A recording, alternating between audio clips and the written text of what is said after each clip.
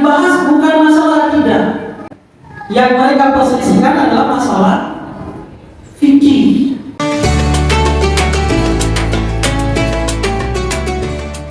Assalamualaikum warahmatullahi wabarakatuh. Innal hamdalillah nahmaduhu wa nasta'inuhu wa nastaghfiruh wa na'udzu billahi min shururi anfusina wa min sayyiati a'malina. Man yahdihillahu fala mudilla lahu wa man yudlil fala hadiya lahu.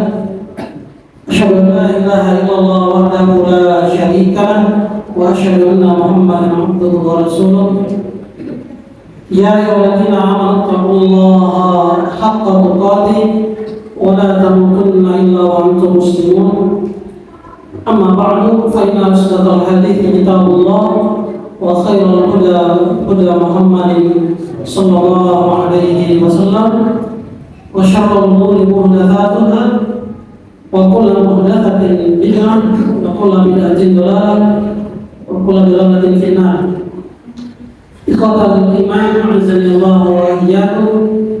Alhamdulillah, kita kembali dipertemukan oleh Allah Subhanahu wa taala di majelis kita di bulan Ramadan dalam rangka melanjutkan rutinitas kita di bulan Ramadan, yaitu kita ada semacam kajian dari kajian hari-hari biasa. Kita mencoba membuka kembali kitab fikih yang sangat fenomenal yang ditulis oleh seorang ulama besar dari suku Quraisy, ya, yaitu Imam Syafi'i. Oke, kita mulai ya. Pertama kata mazhab. Mazhab itu dari mana sih? Dari kata dhahaba. Asal usulnya mazhab dulu ya. Dhahaba itu artinya apa? Pergi. Dhahaba itu artinya pergi. Biasanya gini. Ada satu pendapat yang mana murid-murid Imam Syafi'i itu bilang gini. Dhahaba Imam Syafi'i, Imam Syafi'i pergi ke pendapat ini. Lama-lama kata dhahaba ini dipakai bahwa dhahaba Imam Syafi'i kepada pendapat ini, dhahaba Ahmad kepada pendapat ini, dhahaba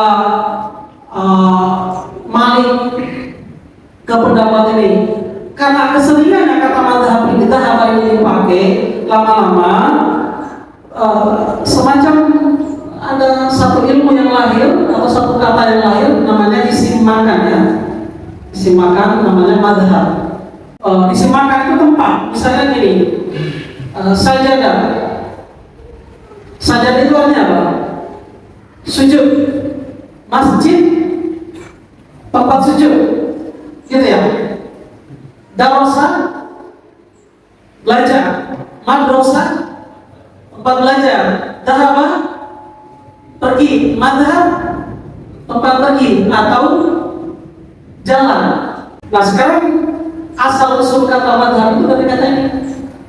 Kalau kita artikan jalan, jadi Imam Syafi'i ambil jalan ini, Imam Ahmad ambil pendapat ini. Itu asal usulnya kata madhab. Nah, sekarang secara bahasa, secara istilah, madhab itu apa sih? Ya teman-teman tinggal definisikan aja. Oh, madhab itu adalah kumpulan pemahaman imam tertentu terhadap permasalahan agama, boleh. Kumpulan fatwa imam tertentu terhadap suatu perkara agama, boleh. Sejumlah pendapat dari imam tertentu terhadap masalah fikih, boleh. Jadi definisi bahasa itu fleksibel. Mazhab itu yang dibahas bukan masalah akidah. Dan mereka nggak berselisih masalah akidah. Yang mereka perselisihkan adalah masalah fikih, sholat, puasa, zakat. Jadi memang sebenarnya awalnya nggak ada perselisihan masalah akidah. Baru lahirlah ketika Imam Asy'ari muncul, di situ baru lahirlah perselisihan dalam masalah akidah. Imam Asy'ari itu kapan lahirnya? Tahun 240-an, masih jauh itu dibandingkan dengan Imam Syafi'i. Jadi kalau ditanya Imam Syafi'i akidahnya apa? Ya akidahnya lurus lah. Akidahnya sama dengan Imam Abu Hanifah, sama Hambal, akidahnya sama. Tapi urusan masalah fikih mereka berbeda. Kenapa? Ya namanya setiap orang yang belajar agama dia paham masalah ini, terus dia diajarkan kepada orang lain, terus ya mungkin penangkapan orang lain, oh menurut saya sebenarnya begini pendapat yang benar. Nah yang lama-lama akhirnya muncul perbedaan pendapat. Nah itu poin pertama. Oke, sekarang poin kedua, latar belakang mazhab. Jadi teman-teman lebih fleksibel. Oh, ternyata masalah kunutnya. Misalnya gini, saya kasih contoh. Kunut, masalah kunut aja misalnya. Kunut itu boleh apa nggak sih? Ya, terserah, gitu kan? Jawabannya hanya masalahnya di sana saja. Sanad itu kemarin kita udah cerita. Sanad itu apa? Orang yang bawa hadis. Perawinya menurut Imam Ahmad orang ini doif. Menurut Imam Syafi'i orang ini sikoh, terpercaya. Tuh, udah beda pendapat. Gara-gara orang lahirlah perselisihan, lahirlah perbedaan, bukan perselisihan, perbedaan. Jadi pertanyaannya gini, kunut hukumnya apa? Ya terserah. Kalau pakai mazhab Syafi'i mengatakan kunut hukumnya boleh, sunnah. Karena ada hadisnya, tapi doif. Kalau kata Imam Ahmad bin Hambal, ya karena hadisnya doif, tidak usah kunut. Saya ingatkan ya, beda pendapat Syafi'i sama mazhab Syafi'i. Nanti kita garis bawahi. Kalau mazhab Syafi'i berarti orang yang hidup setelahnya. Ya, kalau Imam Syafi'i berpendapat ya berarti pendapat Imam Syafi'i sendiri. Oke, kita mulai dari sini ya. Sahabat kalau di Mekah ada namanya Ibnu Abbas. Ini Ibnu Abbas. Kalau di Madinah namanya Ibnu Umar. Terus ada Zaid bin Sabit. Di Irak ada Ali bin Abi Thalib, tapi yang lebih terkenal adalah Ibnu Mas'ud. Kenapa 3 sahabat ini, yang 4 sahabat ini kita munculkan? Karena kebanyakan fikih sumbernya dari 4 sahabat ini. Irak ini sahabat cuma sedikit, Ibnu Mas'ud, Ali bin Abi Thalib. Makanya ketika ada masalah fikih di Irak, mereka lebih, kalau nggak ada hadis, mereka lakukan apa? Pakai pendapat akal. Pergi ke Madinah sama Mekah jauh. Masalah ini harus diselesaikan. Maka kebanyakan mereka menggunakan logika. Nah, Ibnu Mas'ud ini kalau kita lihat yang paling dekat deh, punya murid namanya Atau punya murid namanya Abu Hanifah. Ketemu nggak? Ketemu ya? Katanya Abu Hanifah ini ketemu 9 sahabat, tetapi ketemu dia waktu masih kecil. Seperti misalnya Anas bin Malik, dia ketemu. Makanya Abu Hanifah masuk dalam kategori apa? Tabi'in. Mau tahu Abu Hanifah itu sesat, Masya Allah. Abu Hanifah itu tabi'in. Gimana kita yang hidup zaman sekarang bisa menyesatkan tabi'in? Kan aneh gitu kan? Lahir tahun berapa? Di situ ada 85 kalah. 80 Hijriah sampai 150. Katanya kalau teman-teman lihat Abu Hanifah ini, orang langsung terkesima karena gantengnya luar biasa. Abu Hanifah mazhab Hanafi. Ketemu ya? Sekarang kita lihat di Madinah. Madinah ini banyak sahabat, ada di sana, kebanyakan ada di sana. Misalnya ada Salim, ada Nafi. Nafi itu budaknya Ibnu Umar. Jadi kalau masalah fikih Ibnu Umar, tanya ke Nafi. Oke, sekarang Nafi ini kalau dari Salim ada namanya Az-Zuhri. Kalau dari Nafi ini belajar Imam Malik. Tuh lihat. Jadi kan ketemu ya, Imam Malik belajarnya sama siapa? Nafi belajarnya sama Zaid sama Ibnu Umar, tapi dia belajarnya sama Ibnu Umar karena budaknya kemana-mana ya, dia hafal Ibnu Umar itu kebiasaannya bagaimana. Udah ketemu sini. Imam Malik. Abu Hanifah katanya belajar juga ke sini. Kenapa? Sudah ketemu. Dari sini, teman-teman bisa lihat Imam Malik punya murid siapa? Imam Syafi'i.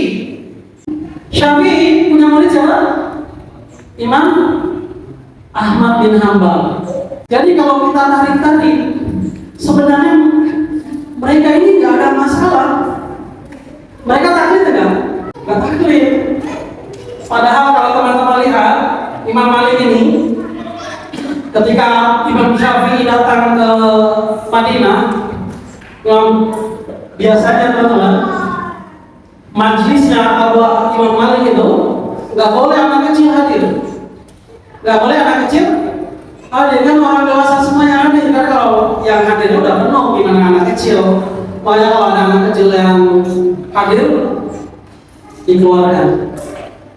Dan nggak tahu kisahnya bagaimana, tahu Imam Syafi'i bisa diselipkan di dalam.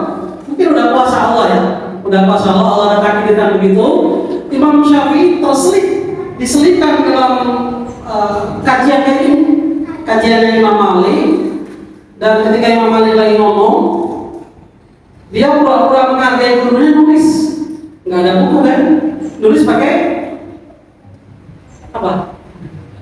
Jarinya. Pura-pura nulis di tangan gitu ya. Gini. Akhirnya kelihatan sama Imam Malik waktu itu masih kecil, usia sekitar 10-11 tahun. Ditegur. Hei, nah, kamu sedang ngapain? Kamu ngapain? Saya menulis. Mana bukunya? Ya nggak ada. Tapi saya hafal kitab Anda wahai Syekh gitu kan. Kitab hadis Al-Muwatta dihafal oleh Imam Syafi'i. Imam Syafi'i penasaran, Imam Malik penasaran dong. Ketika majelis bubar dia panggil, ayo sini. Coba buktikan kamu hafal kitab yang saya tulis. Ini uji. Dan 100% benar bacaannya. Mulai dari kita tahu kan hadis haddatsana itu 100% benar. Akhirnya dipegang kepalanya sama Imam Malik dan dikatakan bahwa wa Syafi'i innallaha qad qadfa 'alaika nur. Sungguhnya Allah telah kasih kamu cahaya. Jangan sampai kamu padamkan cahaya ini dengan maksiat. Ini nasihat dari Imam Malik begitu. Nah, sampai saat itu ditinggal Imam Syafi'i di rumah Imam Malik. Ketika ada orang yang datang, wahai Malik, ini bagaimana hukumnya? Imam Malik tinggal bilang, tanya sama Syafi'i. Jadi kira-kira teman-teman bisa ambil poinnya enggak? Kalau Imam Malik lahir tahun berapa? 93, 109 ya? Oke, Imam Syafi'i berarti 150, 204. Ada Imam Ahmad? 1? Berapa? 63 sampai 241 ya? Dia meninggalnya di tahun 241. Oke, sekarang poin kita ada cuma Abu Hanifah, Imam Malik, Imam Syafi'i, Imam Ahmad. Saya hapus ya.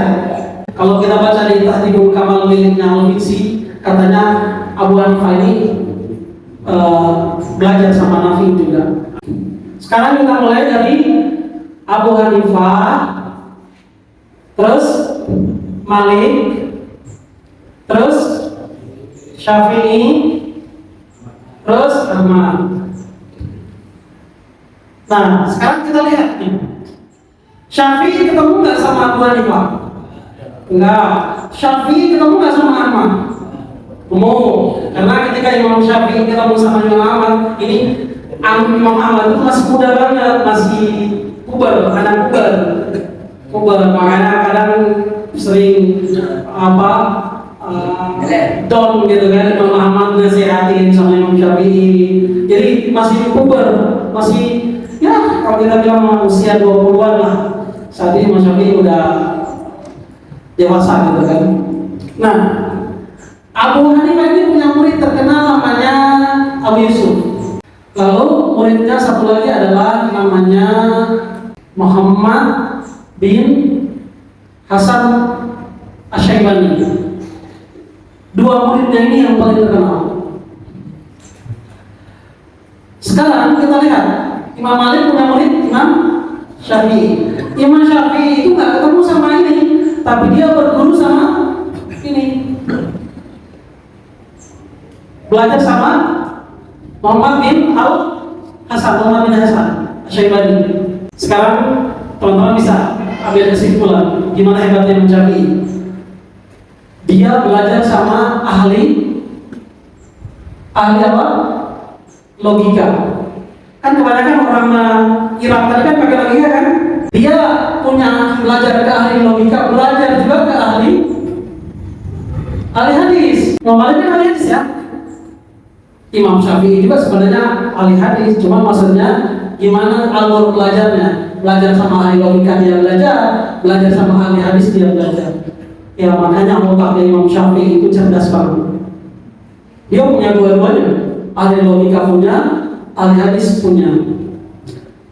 Makanya ketika Imam Ahmad ini meninggalkan Sufyan bin Uyainah, Sufyan bin Uyainah, Imam Syafi'i belajar di sini juga. Ini udah berusia 60-an, 70-an tahun ke atas. Imam Ahmad lagi belajar sama ini, tahu-tahu meninggalkan Sufyan bin Uyainah pergi Imam Syafi'i. Bukan dia mengecilkan Sufyan bin Uyainah, enggak. Tapi ketika ditanya, wahai Imam Ahmad, kenapa kamu ninggalin Sufyan bin Uyainah? Dia itu kan tabi'in senior, kenapa kamu tinggalkan dia? Kata dia, kalau saya datang ke Sufyan bin Uyainah, saya dapat hadis yang bagus, betul. Tapi kalau saya datang ke Syafi'i, saya dapatkan sesuatu yang spesial, yaitu akalnya yang luar biasa. Syafi'i itu akalnya luar biasa ya, cerdas. Kan dari Ahmad inilah lahirlah Imam Bukhari belajar ke Imam Ahmad, Imam Muslim belajar ke Imam Ahmad, Imam Tirmidzi dan lain sebagainya. Mereka itu belajarnya ke Imam Ahmad. Disinilah Imam Ahmad menulis satu kitab hadiah namanya Musnad. Imam Syafi'i itu milik kaum muslimin. Setiap orang yang mau belajar kitab Syafi'i itu milik kita semua. Imam Syafi'i. Syafi'i itu lahir di Gaza, sekarang ya Gaza ya. Gaza, lalu di usia sekitar 10 tahunan atau 9 tahunan, karena khawatir 7 tahunan ya kawan, nasabnya hilang, artinya ibunya membawanya ke Arab Saudi di Mekah sana. Sampai sana mereka punya rumah kecil peninggalan Allah alam, peninggalan bapaknya atau peninggalan siapa. Rumah itu memang milik Syafi'i dan ibunya, tetapi tidak ada uang untuk membeli buku. Zaman dulu kan buku beli kan, sekarang juga beli, tapi kan harga dulu sama sekarang kan beda. Dulu mau beli buku itu kan gak ada percetakan, tulis tangan. Tidak ada orang yang menulis tangan, buku dijual gitu. Satu-satunya rumah milik mereka dijual oleh ibunya untuk membeli kitab Al-Muwatta. Kita bayangkan, ibunya berani jual rumah demi kitab Imam Malik yang Al-Muwatta itu, dan dibayar lunas oleh anaknya, dihafal itu kitab. Ibunya Imam Syafi'i itu namanya Fatimah binti Abdullah bin Hasan bin Husain. Oh, bayangkan, ketemu nggak? Bin Ali bin Abi Thalib. Jadi nasab ayah dan ibunya itu mulia banget. Imam Syafi'i itu ibunya berasal dari keturunan Ali bin Abi Thalib.